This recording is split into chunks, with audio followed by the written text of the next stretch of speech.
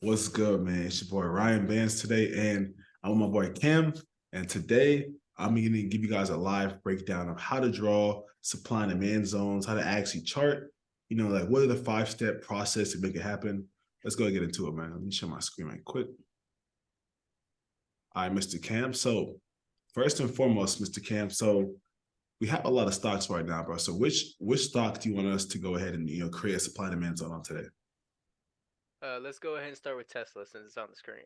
Tesla. Let's do it, man. Let's do it. All right.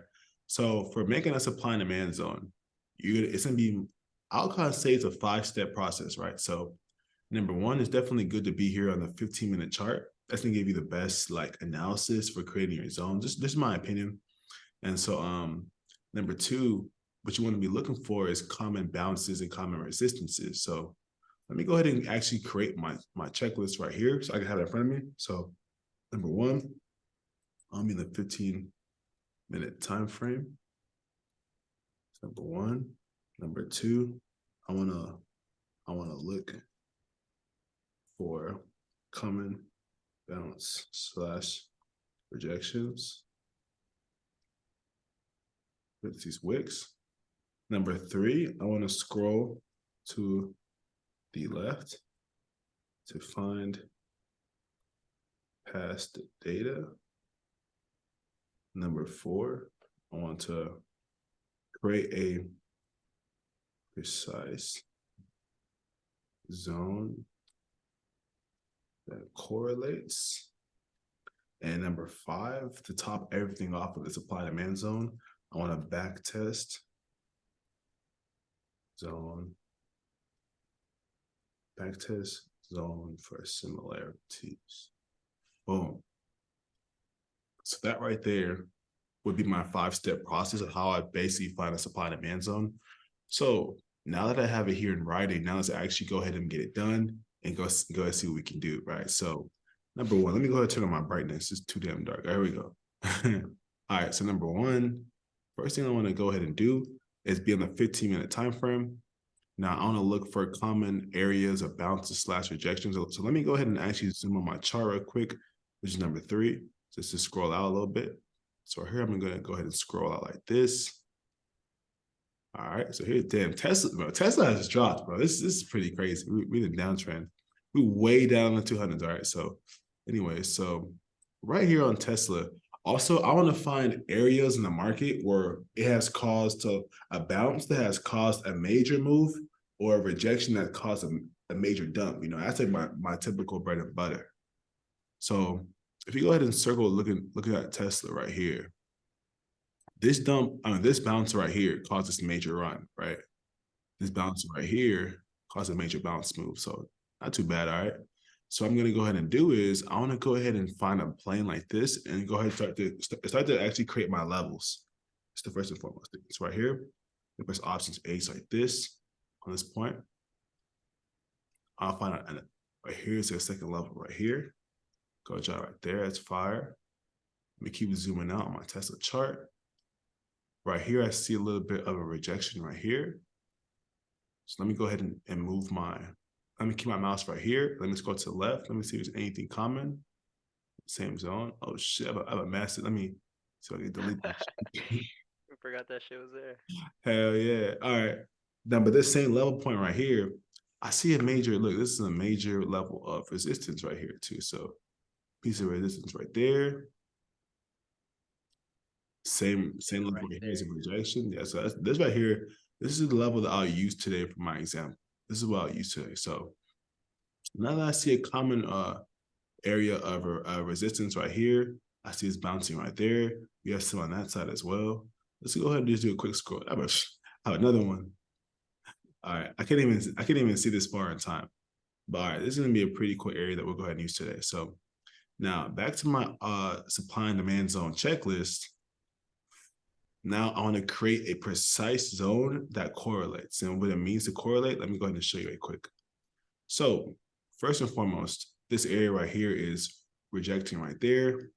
We're bouncing right here. So this is a pretty solid zone for the most part. So now I'm gonna go ahead and zoom back in. I zoomed out.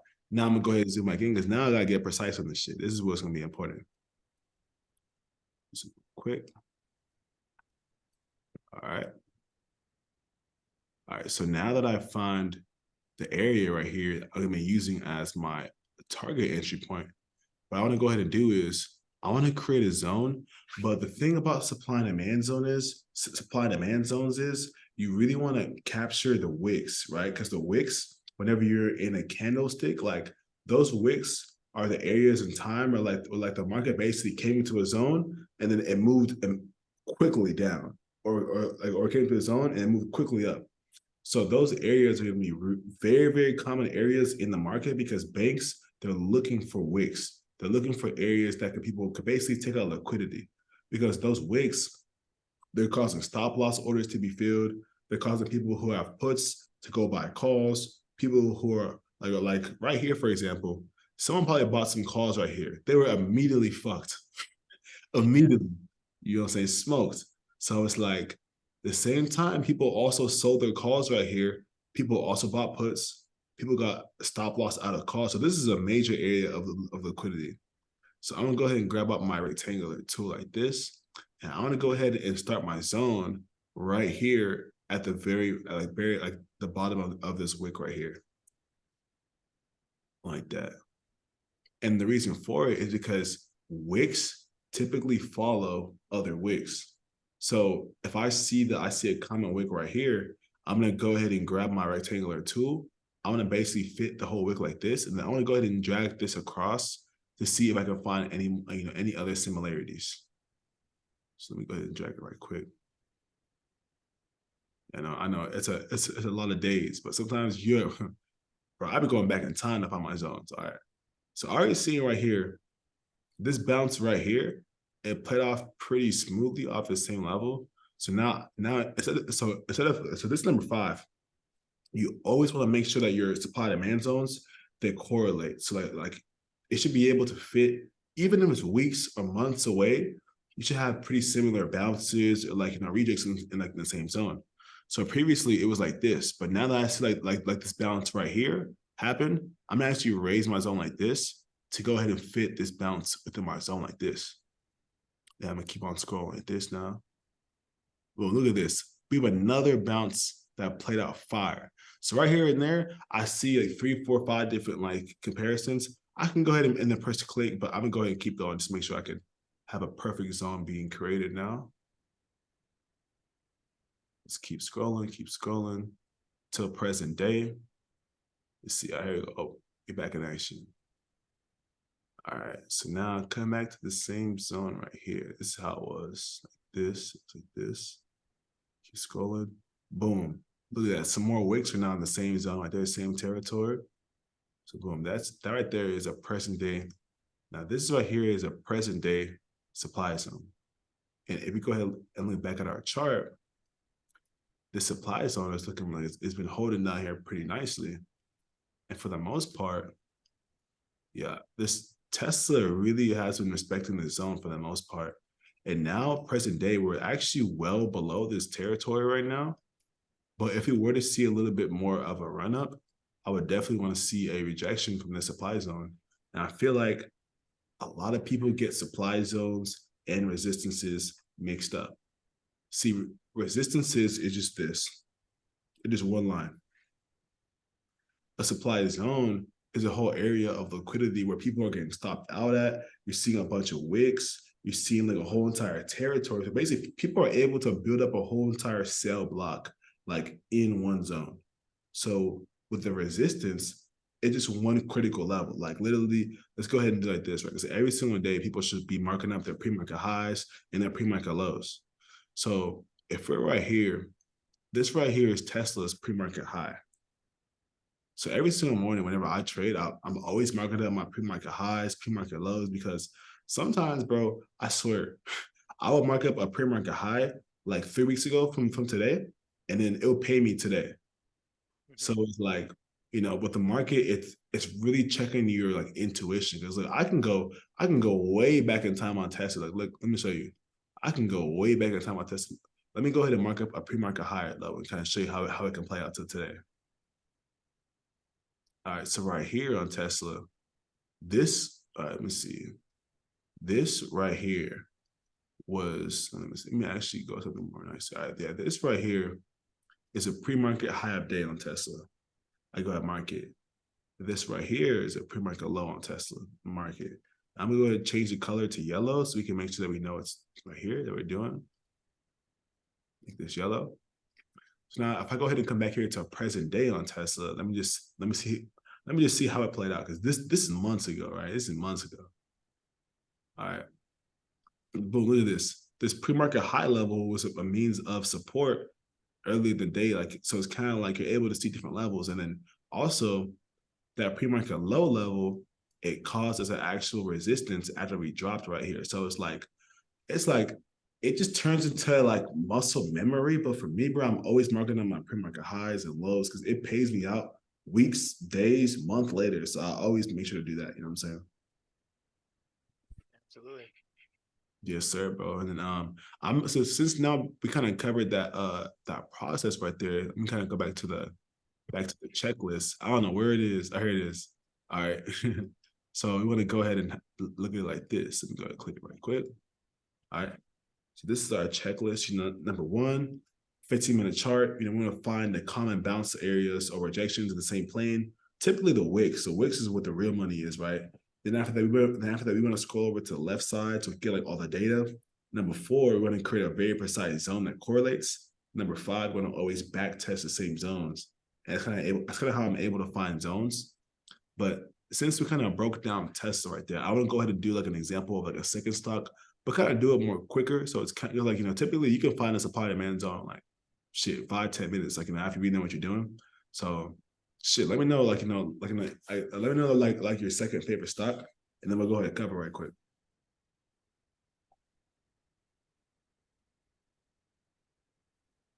Hey, I think you're muted. Let's do AMD. AMD. Loki, let's do a different stock because I think I did AMD today already. Okay, let's do Amazon. Amazon. Mr. Amazon, Mr. Bezos. Yeah, dude. Mr. Uh, Carbon Emissions. yeah. No, for sure, bro. But shit, now that I must have, I think I created a video on this or something. Let's look at do like Another one. yeah. Let's do Nvidia. All right, the video. We do the video. I can do the video. There we go. All right, clean stock in the video. Chill. That's chill. All right. And now I'm gonna go ahead and get my little checklist back here. Boom. Press in. Make sure I have it on me at all times. Got that. All right. So I'm on the 15-minute time frame. Your boy trying to find a supply demand zone. What's the first steps, man? Well, first steps. So let me put my phone on D&D for this nigga start telling me some funny shit. All right, there we go. So first step, I'm on the 15-minute time frame. All right, I'm looking for the common bounce and rejection territories, the wicks. I want to go to the left side, find some past data, find precise zones, and backtest. All right, so now upon looking here on the video, off the bat, bro, I already see a nice little territory I'm already eyeing. So right here, let me circle it too, real quick. This reject right here caused this major move right here. And looking in the same plane on the video, this one right here caused another massive move here in the video, the same rejection point. So off the bat, this is like for number two, this is a common bounce and level of rejection off the bat. Sorry, looking pretty healthy, right? And I see a bounce right here, all on the same plane. All right, so I see common bounces, common rejections, cool. Let's see if I find anything more. Okay, not too bad. No bounce right there. All right. So now what I'm gonna go ahead and do on the video, I'm gonna go ahead and now zoom in a little closer now to this territory. So quick. All right. These circles are big as shit after you zoom in. All right. So let me go ahead and get my rectangular tool like this. And I want to go ahead and start here from like the bottom of this candle. And I want to go ahead and get to the top of this wick like this. And now I do the same thing. I want to simply drag it across. And I want to see what fits in there. Pause. Got that bounce right there. Oh shit. All right, yeah, we see a bounce right there. I was like, there, cool, cool, cool. So for the most part, it's looking pretty healthy. I see a good bounce right here. So now I see like this zone is like a little bit below this territory. I'm gonna raise it up a little bit to go ahead and fit into these wicks like this. So I can go ahead and capture more of a zone. And then, but like literally soon, look at that. As soon as I do that, look at this, another perfect bounce here. So this right here is probably one of my more better zones that I would create. Drag it across. I'm seeing that we're actually holding in the same territory right here. We keep dragging it right there in the video. I see a level of rejection. I see a nice point right there. Nice low rejection. Cool, cool. All right. And now it's like, okay. And now it's looking like this is actually a pretty good zone because tomorrow I was looking for a rejection in the market. So overall, we probably are going to open somewhere in this territory. And if we open below this level of like supply, we could see a pretty nice put play out. So right there off the bat, let me go ahead and see where this zone started. All right, so so with supply zones, they date back 5 to 10 years essentially. It's pretty crazy. But let's go ahead and drag this across again and see if we find any other similarities real quick. Let me zoom out. All right. Okay, let's see. Oh shit. Facts. All right.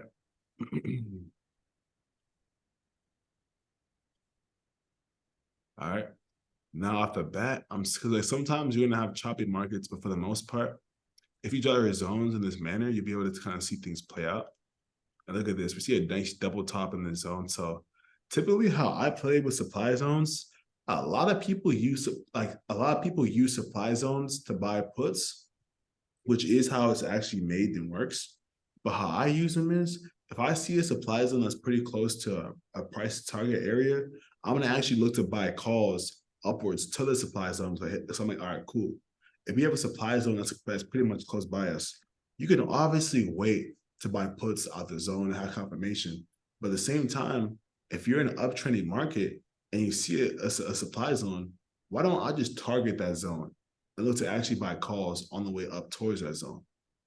So that's kind of how I play it for the most part. I feel like if you're in like a trendy market, you could definitely almost even abuse that shit because you're able. A lot of times, it's pretty. I'm gonna be real, bro. It's hard as fuck sometimes to hold a trade like all the way through. But like if you really have a supply zone close by and like you're pretty much close by it, and then you buy a pretty good bounce, you could basically manipulate money from the market from people who don't know what they're doing, bro. So it's just pretty interesting. Hmm. Yeah, Yeah. this shit is real interesting. Just Yeah. to see it all line up like so perfectly, it's real interesting. Yeah, bro. And it's this, this is like, I'll probably say like if you can master drawing supply and demand zones, like most of my mentees that are able to master it, our zones damn near turn like the same. Like I was drawing a supply zone, I believe it was AMD. And then I had drew it myself. And then I asked my mentee to kind of see his screen to see his zone. Bro, we had the same fucking zone. Yeah. Dog, it was playing out perfectly, and he made some money off of it. So I'm like, damn, like it's like it feels like an inside trading group of this shit. Like, because like we have the same zones, the same knowledge, and it's like I spent like a lot of time to master it, how I actually formulate things and build this shit. But like, if you actually can master drawing the supply and demand zone, bro, you will not have to fucking do like trading will become a little bit more easier. Because some people they literally don't even trade unless like a supply and demand zone plays out. You know what I'm saying? Mhm. Yeah. So like, and then as far as like how to actually take plays off of a zone, that's a very good question I hear often. So how to actually use the zone to your advantage. So what I do typically, this is like a more like cleaner chart, like kind of like a fresh chart, nothing crazy, like like no indicators, no VSA, no chart, nothing crazy. All I have is supply and demand zones. What I would do is I typically always use my levels in coordinates with my supply and demand zones too. So like a lot of times I'll be able to actually draw levels. So say I'm right here, I'm drawing my pre-market lows right here on this company on NVIDIA pre-market lows. So boom, right here we broke the pre-market lows right there in the first 15-minute candle. Now we're seeing a pretty aggressive move, literally directly through this fucking supply zone, which is crazy. But like, I wish that I had all my levels on here for the most part. But if you use your knowledge of creating levels with the supply and demand zones, that's the way to really formulate correct entries and kind of like more probability. Because like if I break through, let's say I break through a pre-market low level like this, which is basically right here. So here's pre-market lows. If we open up in the market and then we break pre-market lows, so that's one. We'll also see a spies bearish on a day two. We have a supply zone that's pretty close by three. Nine times like literally like 9 times out of 10. Now this is actually a demand zone for this example. So a lot of people, like I said, they would just wait until you come to the zone right here and buy calls. But why don't you just target the zone with your puts? You know what I'm saying? It's a higher probability chance that like, you make money because you're gonna definitely attack the zone. And see right here, we actually broke through the zone. So people that rushed the calls right here, they could have got stopped out. You see what I'm saying?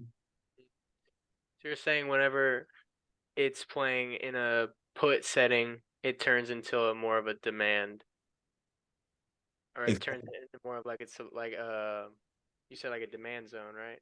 Yeah. So basically, so if you're above the zone, it's a demand zone. But if you're below it, it's supply. Right. Mhm. So Okay. like as soon as you break the zone, like say that this right here is a demand zone. As soon as you break it like this, see right here, we literally tried to break it, but the buy orders came back in and filled orders. But now in pre-market, they said, hell no, we ain't going for that shit. Pre-market came right here and came and broke it. So now it's like this area that was a demand zone, we literally broke it so easily. Now it's turned into an area of supply. It's not. Right. It's like now looking forward. Now we're gonna actually come and actually attack the supply zone. Look, these these these bulls were going for none of that shit. This zone got broken, and they quickly came to reclaim it. So look, this is a prime example, right? A lot of people they're waiting for this move right here to buy puts, but if we're seeing aggressive buy pressure right here, why don't we just go ahead and target the zone and buy calls towards the supply zone and actually take advantage of that? That's how you actually make money in the market.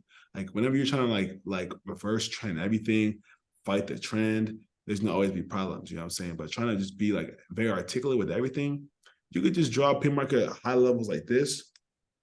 And look at that. You found a perfect entry to buy calls to the supply zone like this off a bounce. You know what I'm saying? Yeah. So that's typically what I would be doing, man. I feel like if you have levels as far as well with the understanding of volume spread analysis, that's what I want to go ahead and cover on like the next class too, because VSA, that's a whole thing. That's just not easy, but it's very after you understand it, it's pretty fucking easy. So like you combine levels with VSA and supply and demand, but you fucking turn into like you turn into a dog. That's what I'm gonna say. Yeah. Hey, yeah, bro. But shit, I ain't gonna lie, bro. I was talking a lot because, bro, I didn't took. I think I did 3 of these examples, but like, but shit, let me know. Like, did everything here kind of make sense? Yeah. Everything makes sense. For sure, for sure. I think what I want to see you do now, I'm gonna go ahead and make you host here in a second, and then after that, I'm gonna have you draw us a quick supply and demand zone right quick. Perfect. Yes, sir. And hey man, you gonna be on this live video, so hey, don't be too shy either. We gotta see your work, man. We want to see. I'm trying to see my boy Kim in live action, man. Oh yeah. All right. Let me clean up one of these. All right.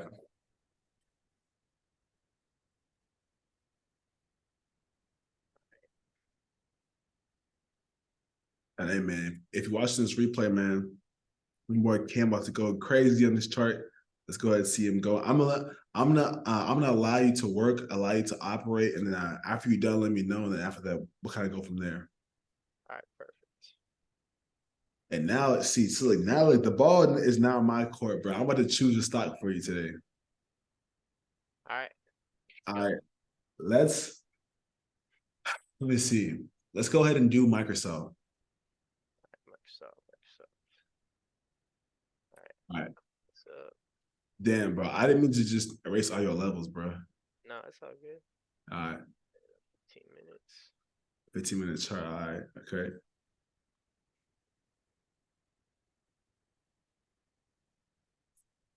All right. Just seeing these right here. Let me. How do I do the circle? Yes, sir. How do I do the circle? Go to drawing tools, the brush above it. Yeah, right there. Gotcha. See one right here. That's a pretty major move. Yes, sir.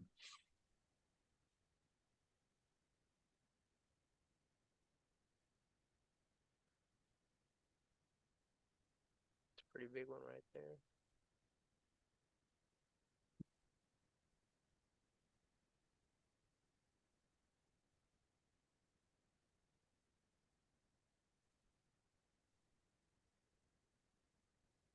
Giant one right there.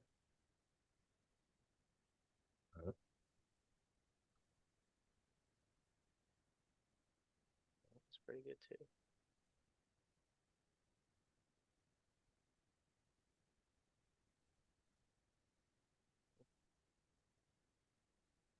Yeah, I think I'm gonna stick with this level right here. All right. Then we.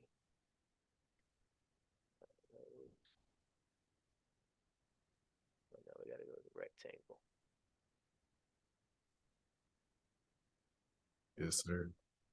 Alright. And and she like A as well. Like I don't mean to butt in at all, but like Yeah, I love to really zoom in.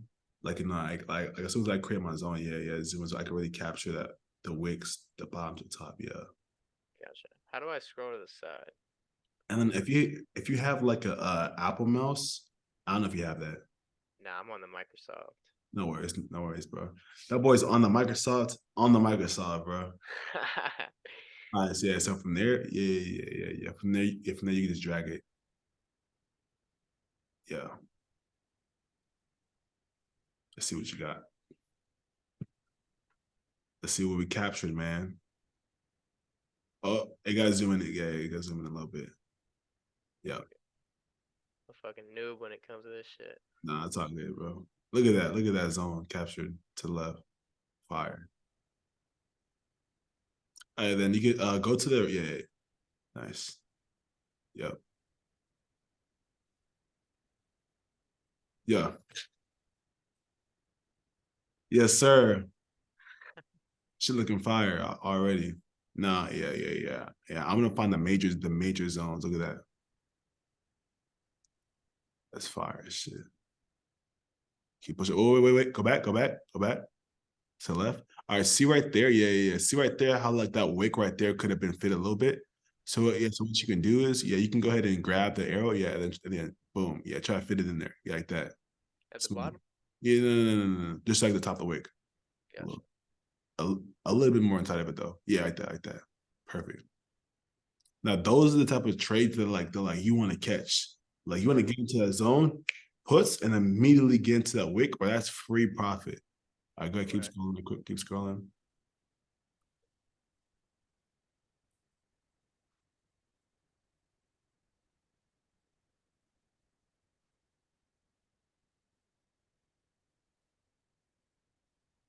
Okay,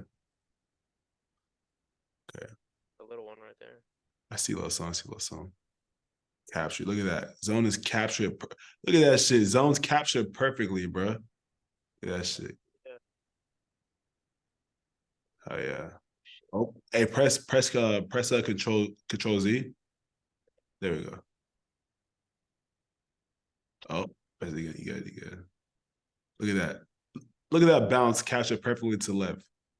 Damn, yeah. So like that's a fire, bro. I'm gonna have to actually put that shit on my own chart myself, bro. Shit. Like that's exactly how like you would do it. It's like you want to be very precise. Like I spend time being extra precise because bro, like you only have to do this shit one time. Like bro, Right. if you precise one time, bro, that shit will pay you a couple times. Yeah, so now you can go back to the left, see if it's holding out pretty smoothly. To me though, that zone's looking pretty fire, bro. Yeah, appreciate it.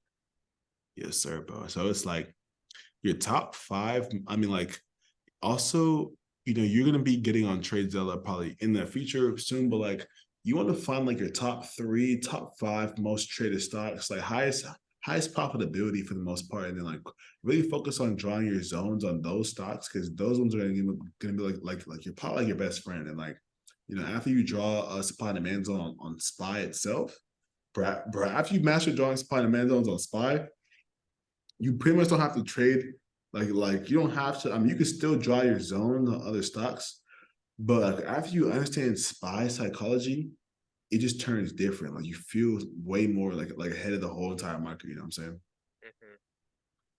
Mm-hmm.